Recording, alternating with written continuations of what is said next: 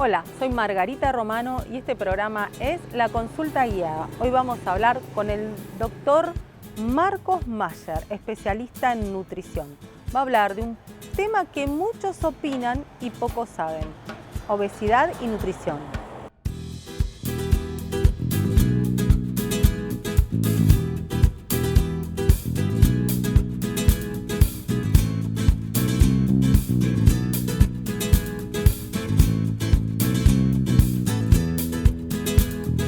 Hola, soy Margarita y acá estamos con el doctor Marcos Mayer, especialista en nutrición. ¿Cómo es? Contanos un poquito dónde te recibiste, cómo fue tu carrera.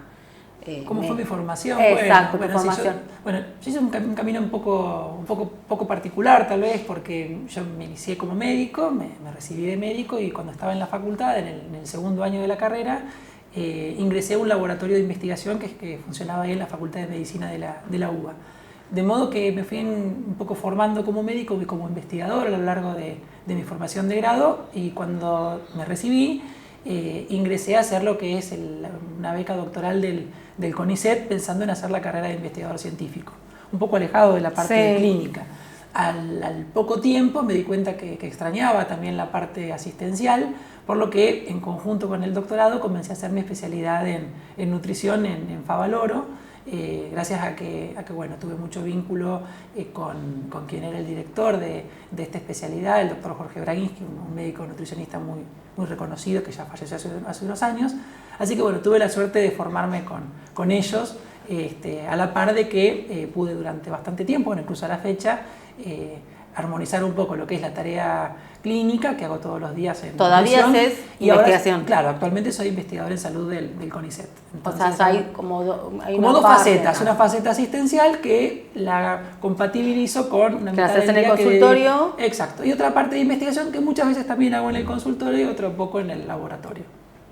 Excelente, o sea, es como muy completa tu formación. Por lo menos es entretenido mi día.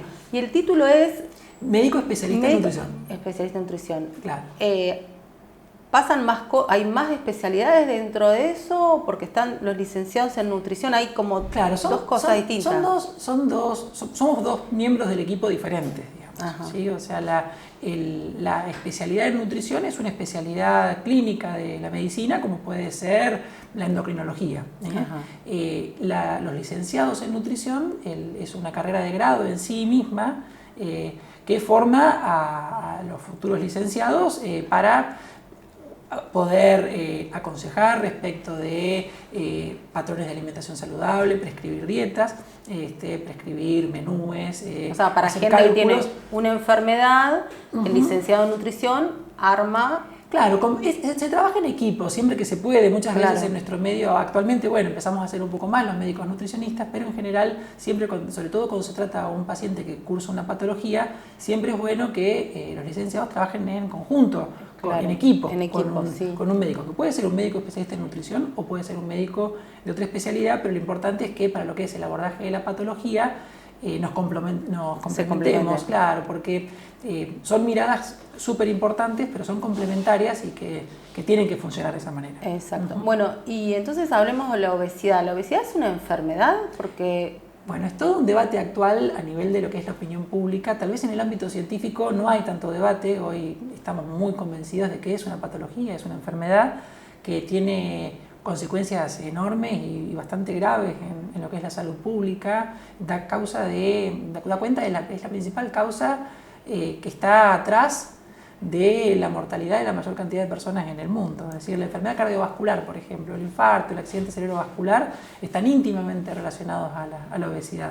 La diabetes está íntimamente relacionada a la obesidad. Y hasta hace muy poquito parecía que lo que había que tratar exclusivamente era la diabetes, era la hipertensión, era el infarto, hasta que recientemente se corrió el foco para ver que si uno trataba o prevenía incluso la obesidad tempranamente, evitábamos justamente todas estas consecuencias no deseadas. ¿Y hay obesidad saludable? ¿Puede ser eso? Bueno, el debate viene por ahí, ¿no? O sea, es complejo porque la respuesta simple sería que la obesidad en sí siempre va a traer consecuencias negativas, ¿sí?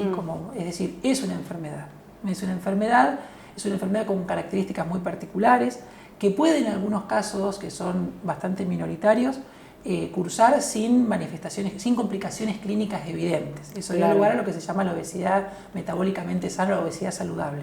Pero algunos estudios bastante recientes que siguieron a estos pacientes a lo largo del tiempo, vieron que incluso cuando en el momento parecían estar en condiciones óptimas de salud, las probabilidades de desarrollar las complicaciones como la diabetes, el accidente cerebrovascular y el infarto eran mayores que en quienes no tenían obesidad. Es decir, puede ser que en un momento no se manifiesten las consecuencias, pero se están produciendo cambios. A lo largo, claro. Es importante que, si decimos eso, también por otro lado, ver de dónde viene la otra voz, porque también tiene un justificativo. Durante mucho tiempo la obesidad, y actualmente todavía lamentablemente sigue siendo así, ha sido muy estigmatizada y las personas que sufren esta patología son señaladas con el dedo, aconsejadas aún sin que pregunten, posiblemente van a ver a un médico porque tienen una faringitis y muchas veces se encuentran con que les dicen, bueno, pero tenés que bajar de peso. Que tal vez es una recomendación bien intencionada, pero que no siempre llega bien cuando uno no siente que tiene esa necesidad. Y la obesidad se divide en categorías: sobrepeso, obesidad 1, 2. Sí, esa es una manera de clasificarla en función de la relación entre el peso y la talla. Ajá. Que te diría que es la forma más que sirve para los estudios epidemiológicos, que nos sirven para ordenar un poco la cosa, pero que no sirven tanto para que una persona sepa cómo está su estado de salud. El índice de masa corporal es una medida que se calcula midiendo el peso dividido la altura al cuadrado. ¿Sí? Bueno, nos seguís contando en un ratito más porque ahora vamos a una pausa. Vamos.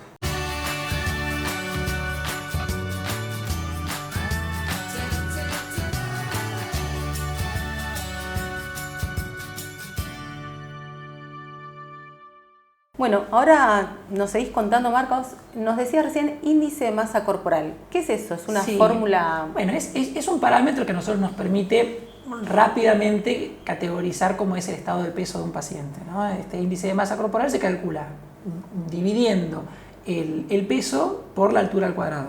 Y si el índice de masa corporal da entre 18,5 y 25, estamos en un índice de masa corporal compatible con el peso normal.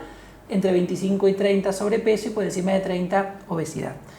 Es útil, pero tiene la contra de que a veces da indicaciones bastante confusas, sobre todo en las personas muy corpulentas. Por ejemplo, una persona muy musculosa puede tener un índice de masa corporal muy alto, mayor a 30, y no tener obesidad, no tener una patología. O sea, no tiene, ahí estamos hablando del índice de grasa corporal. Exacto. Como que no te da... No necesariamente, pero cuando vos haces un estudio poblacional en la población, en general, la mayoría de las personas que tienen un índice de masa corporal mayor a 30 están cursando obesidad. Hoy usamos en la clínica, eso puede llevar a que una persona vaya a la consulta, pero después en la clínica uno toma en cuenta otros parámetros, que de hecho son los que nos permiten, cuando hablamos de la obesidad enfermedad, justamente no hablamos del índice de masa corporal elevado, aun cuando puede ser utilizado de esa manera. Nos referimos sobre todo a la elevación de la circunferencia de cintura, que es un parámetro de riesgo mucho más fuerte. Eso es como que hay distintas formas de cuerpo. Entonces está el patiflaco con la cintura grande, que por ahí pesa lo mismo que otro, que no tiene la panza tan grande y que es como engorda más parejo, por decir. ¿Hay una diferencia en eso? ¿Es importante? Hay una diferencia de vuelta. Son datos complementarios que hacen que cuando miramos integralmente al paciente, bueno, vamos a ver, bueno, tiene este peso, tiene este índice de masa corporal, pero tiene esta distribución grasa. Independientemente de que ya de por sí el hecho de estar en un peso elevado confiere un cierto riesgo, lo charlamos hace un rato, si además lo que tiene elevada es la circunferencia de la cintura, eso lo que está indicando es que la grasa abdominal, la grasa corporal, está localizada preferentemente en el abdomen y eso aumenta mucho el riesgo, tanto de diabetes como de sufrir un infarto. Entonces sí, decididamente la persona que tiene mayor porcentaje de su grasa localizada a nivel del abdomen está en una peor condición que la que tiene. Claro, esto pasa mucho entre el hombre y la mujer, por ejemplo, previo a la menopausia, donde la mujer predominantemente acumula grasa en la grasa debajo de la piel, en los muslos, en la cola, mientras que el hombre va más a la panza. Y de ahí que el riesgo cardiovascular suele ser más alto en el hombre que en la mujer antes de la menopausia. Y después de la menopausia sonamos. Cambia esa distribución, la mujer empieza a acumular un poco más grasa en el abdomen, más parecido a lo que pasa con el hombre, y también se equiparan los riesgos. O sea, los riesgos son iguales, porque Son antes similares. era como que siempre es el hombre el que tenía más riesgo y ahora ya se ve que no. Luego de una vez que se entra en la menopausia, ese riesgo empieza a equipararse. Para algunos factores todavía tienen mayor protección, pero para la gran mayoría de los que nos importan, el riesgo es similar al del hombre, después de los 55 años en la mujer en promedio. Sí, y el tratamiento es solamente dieta, o sea, hay que cambiar un estilo de vida, ¿no? Sí. Digamos, uno se da cuenta, bueno, porque se hizo un estudio y tiene diabetes, tiene un factor cardiovascular, pero ¿qué otras cosas más nos indican que, bueno, acá hay que preocuparse por el peso? ¿Qué otras consecuencias tiene la obesidad? Bueno, ha habido un cambio de paradigma. Yo te diría en los últimos 10 años nos salimos un poco de la cuestión pesocéntrica, ¿no? Donde Sí. todo es bajar kilos y que esto nos llevaba a pensar siempre en una dieta específica para hacer, bajar tanto y después ver qué hacer. A pasar a que hay que pensar en cambios más integrales, más sostenidos en el tiempo. Esa ganancia de peso se originó en un problema, en alguna situación que hay que empezar a ver de trabajarla integralmente. Es importante la educación nutricional, donde los licenciados de nutrición realmente ocupan un papel central. Hay que pensar en el tratamiento de las patologías asociadas, si las hay. Hay que pensar en el abordaje psicológico, en el manejo de la actividad física. Es decir, la forma tiene que ser integral y tiene que estar pensada siempre en que cualquier cambio que se haga tiene que ser sostenible en el tiempo. Entonces, sí, puede ser que sea muy tentador hacer una dieta estricta por un periodo de tiempo corto y después ver qué hacer. La propaganda de la revista, por ejemplo. Pero la realidad es que en la práctica eso no se sostiene e incluso trae más problemas que soluciones. Los famosos rebotes. Claro, exacto. ¿Y hay una etiología, digamos, hay un origen de la obesidad? ¿Es solamente comer de más o hay otros factores hormonales como la posmenopausia que hablábamos recién con respecto a la obesidad? Sí, como charlábamos al principio, esta cuestión del estigma, ¿no? Sí. Hay como una mirada estigmatizante de pensar que aquel que tiene sobrepeso es porque se mueve poco, se esfuerza poco y come mucho descuidadamente. Sí. Y la realidad es que yo lo que veo todos los días en el consultorio no tiene nada que ver con eso. Al contrario, generalmente son personas que se preocupan mucho y que vienen luchando desde hace muchos años contra un problema de salud, donde en ocasiones hay un disparador inicial, que puede ser la ingesta elevada de algún determinado alimento, puede ser un mal manejo, una mala regulación de las emociones a través de la comida, puede haber sido algún estrés agudo, un momento, puede ser la predisposición familiar, hay un montón de causas, realmente hay múltiples obesidades. ¿La hipotiroides? Bueno, en contra de lo que la gente cree, no es una de las causas más importantes. De hecho, ocupa un papel bastante menor. Yo escucho excusas, ¿no? Lo que pasa es que tengo la tiroides baja, entonces no puedo bajar de peso. ¿Es una realidad o...? No, a ver, yo no me atrevería a decir que es una excusa, pero sí que posiblemente esté equivocada esa mirada. Porque cuando está regulada la función tiroidea, una vez que te dan medicación, las probabilidades son similares. Lo que pasa es que lo que cuesta aceptar es que bajar de peso es difícil. Y la mayoría de las personas cuando bajan peso, incluso haciendo tratamientos serios, seguidos por profesionales, eventualmente pueden recuperar parte o la totalidad de ese peso perdido. Y cuando eso pasa, uno tiende a pensar, el paciente, lamentablemente, se tiende a culpabilizar. Y dice, yo recuperé por culpa mía, porque yo no hice tal cosa, o pasó tal otra, o porque tengo este problema de salud. Y la realidad es que la naturaleza de la obesidad es la de una enfermedad crónica, es decir, que dura en el tiempo. Como la diabetes. Y cíclica, en la cual tenemos periodos buenos donde nos va muy bien y periodos donde no nos va tan bien. Lo que tenemos que tratar de hacer es no cambiar, digamos, de caballo en la mitad del charco cuando pasa eso. Estoy en un tratamiento, me viene bien, voy bien, y de pronto las cosas no funcionan como yo pensaba. Bueno, no pasa nada. Hablo con el profesional, veo qué está pasando, veo que se puede corregir. Y hoy disponemos de un montón de recursos para que ese camino se pueda continuar. Bueno, ahora otra pausa y seguimos hablando de esos recursos que hay, que están al alcance de la mano y que podemos hacer para mejorar nuestro estilo de vida.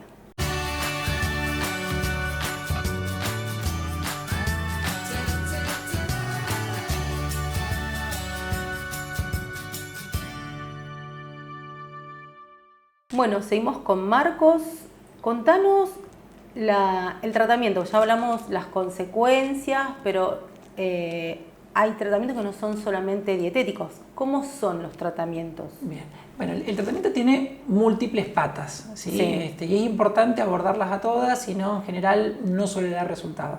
Sí es clave que haya gente capacitada guiando el tratamiento, es muy importante eso. Esto no es algo para usar el sentido común, simplemente realmente hay mucha evidencia científica de qué cosas funcionan y cuáles no. O sea, hacerlo uno solo es no muy es difícil. conveniente. Esto, a ver, es bueno pensar que esto justamente es una patología. Si uno tiene hipertensión arterial, no va a intentar bajarla por sus medios solamente. ¿Se va a cuidar? Sí, pero va a ir al cardiólogo y el cardiólogo lo va a asistir. Bueno, en este caso estamos los especialistas, con la ayuda de los licenciados, los médicos clínicos también, para ir acompañándolos.